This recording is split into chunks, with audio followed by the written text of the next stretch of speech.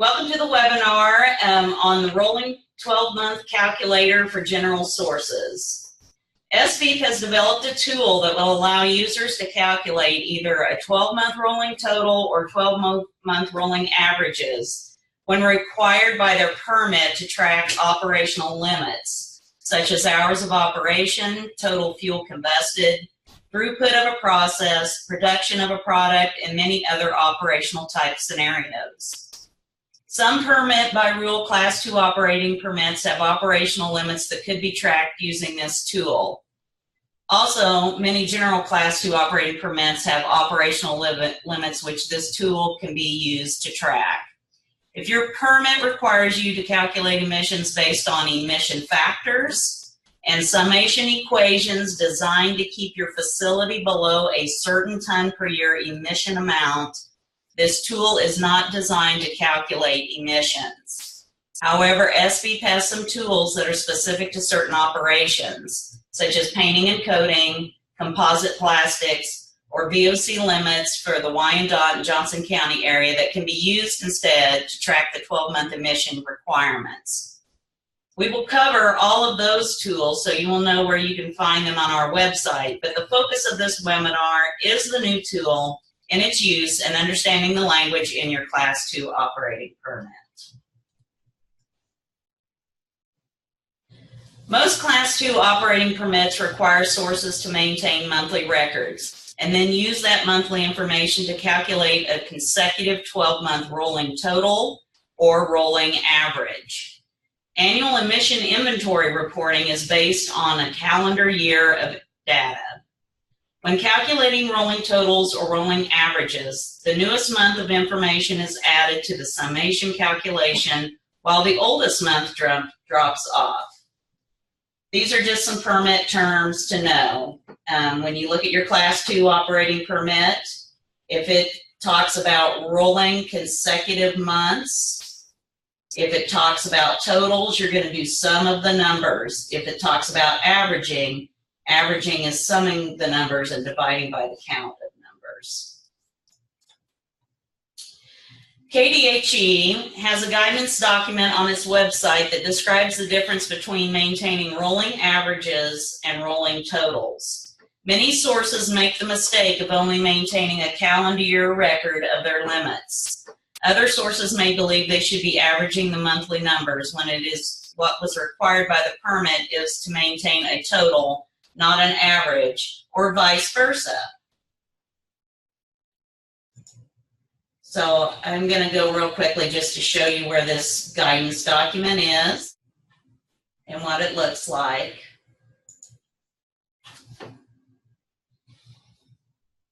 And it basically explains the difference between rolling totals and rolling averages. But your permit is going to be very clear about whether you have to do rolling totals or rolling averages.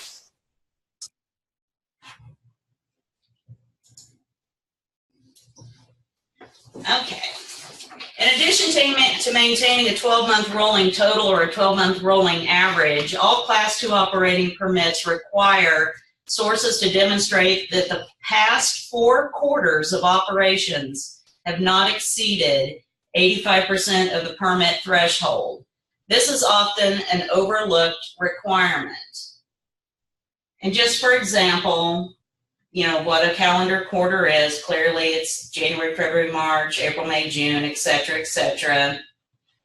And any data exceeding 85% of the permit limitation is required to be reported within 45 days of the last day of the month following the conclusion of the calendar quarter.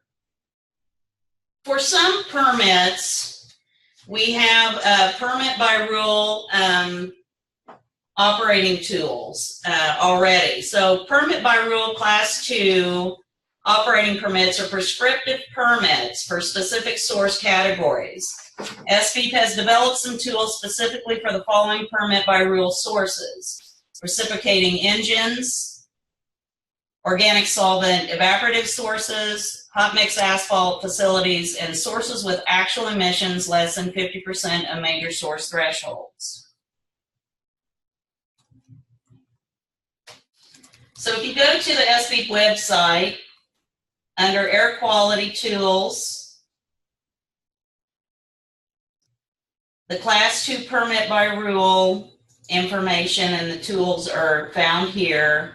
These are Excel spreadsheets that can be used to calculate 12-month rolling totals as required by the Class 2 permit by rule specific to your facility. We also have some webinars to teach you how to use the tool.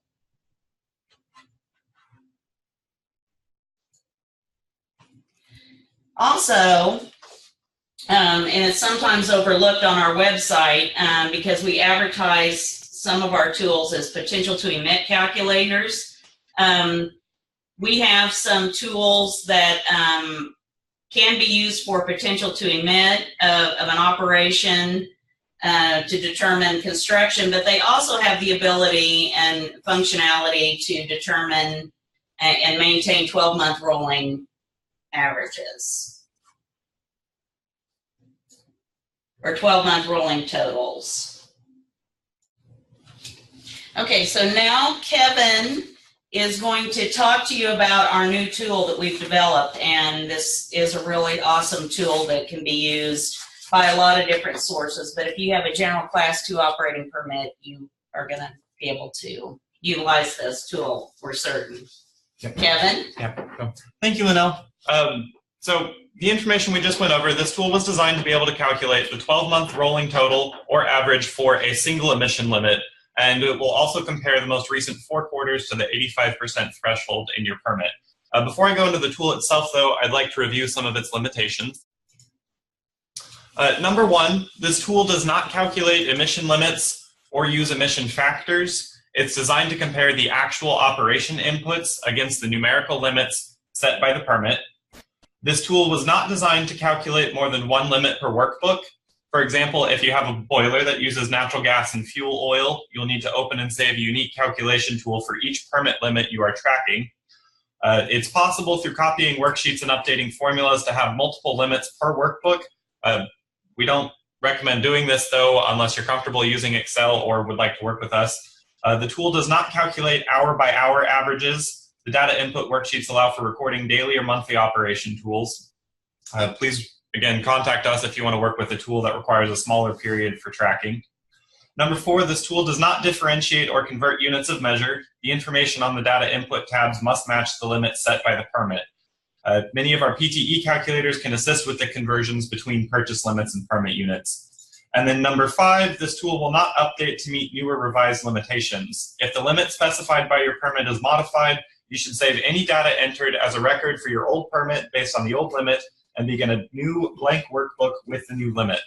A compliance demonstration for the new limit will begin 12 months after your permit has changed. Do not use past data to determine compliance with new limits. And so with that, we're going to jump over to the tool. So when you download the tool, the first thing that you'll see here is this introduction tab.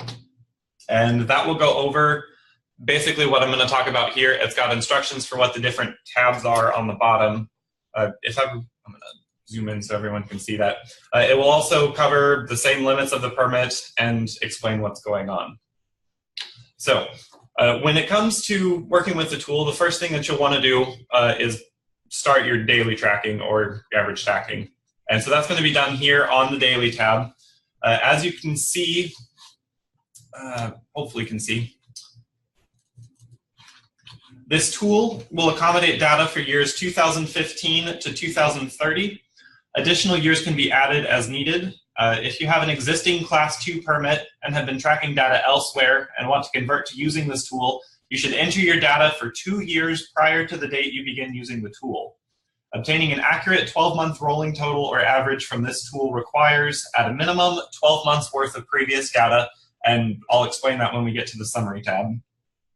If you have a new Class 2 permit, you can start with the month or date when the permit was issued, because the first compliance demonstration will be based on the first 12-month period following the date of permit issuance.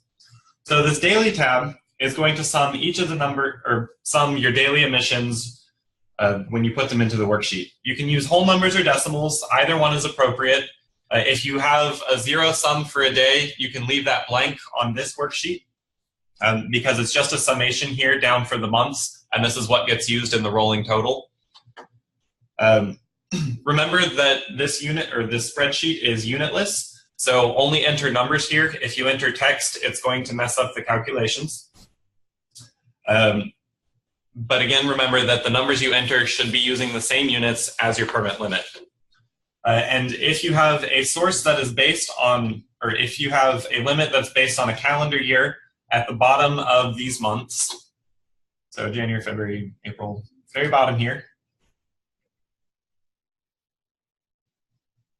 it will sum all of your emissions for the year, and it will also average those for the year, and you can use those to demonstrate compliance if you have a limit that requires a yearly or an emission inventory that requires a total or an average. And so that's for daily tracking. If you don't do daily tracking and instead do monthly tracking, you can do that on this worksheet. By default, this will take the daily limits and sum them on this tab. But if you do the monthly tracking, you can just enter those here. The same limits are going to apply as on the daily tab. Just enter numbers here. It's a unitless spreadsheet. On this tab, if you have a zero sum, you do have to put 0 in for that month. And the reasoning for that is because of how the averaging works. If you take 5 ones, the average of those 5 ones is going to be 1. But if you have 5 ones and 5 zeros, the average of those is going to be a half. And so it's very important that for this monthly tab, for any month that you want to calculate data, that you have a value set in there, whether you're using the daily limits or you're using the monthly limits. And so how does this all work and come together? And that's going to be visible here on the summary tab. This tab provides a rolling summary of the most recent 12 months. The only inputs needed on this tab are at the top of the sheet and the yellow boxes here with the blue font. The first yellow box contains a drop-down list for doing either a total or an average. This choice will be based on the language of your permit, and you can see rolling total. This is just going to be adding up the numbers as it goes. If you switch to average, it will change to an average calculation, and there's quite a few changes that happen. The yellow boxes for month and year contain drop-down lists that allow you to choose a month and a year for the basis of your calculations. So for this one right now, let me zoom in here again.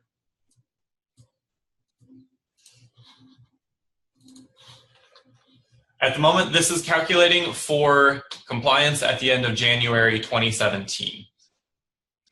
And so you'll see that the last thing that shows up here on the reporting period is January 2017, and it will pull in data from the last 2 years in order to get you 12 months of rolling totals. If you want to change the month or the year, it can go back and calculate those. And so this will allow you very quickly in a single spreadsheet to get a record from any given month for which you have data. So we can go back to, which, as you can see, the tool being published in 2017 is not enabling you to go back and pull records from 2015 because the data would only go back as far as 2015, but you can pull forward an extra month or 2. And the permit and the report here will be recorded. So the final entry on this page is for your permit limit. And so here, this is where you're going to put in the numerical limit for the emission that you're tracking, just the numerical part, no units required. But again, you'll want to make sure that the data that you put in is the same as what the units are on your permit limit. The box under this limit will determine if you are compliant based on the terms of your permit. And there's 2 components to this. The first one is going to check and see if for this given month, you meet the permit limit, the actual permit limit. And then the second box under here is for the quarter, and this will check if your total or average over the last 4 calendar quarters meets the 85% threshold.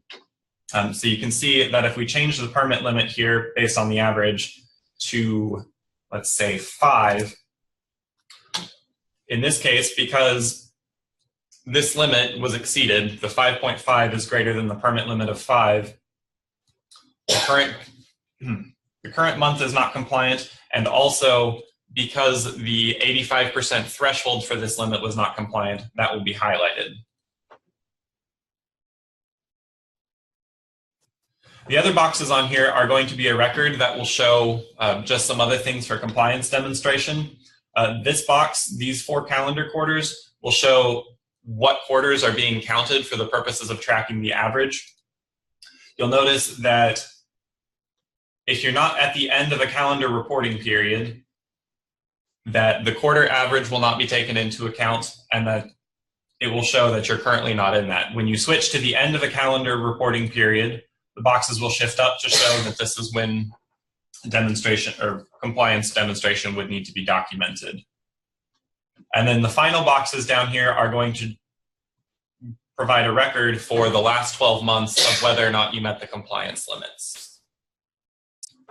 And so, with the data presented on this page, if you ever have a compliance issue for records and things, you should be able to just print this summary and be able to keep that on file.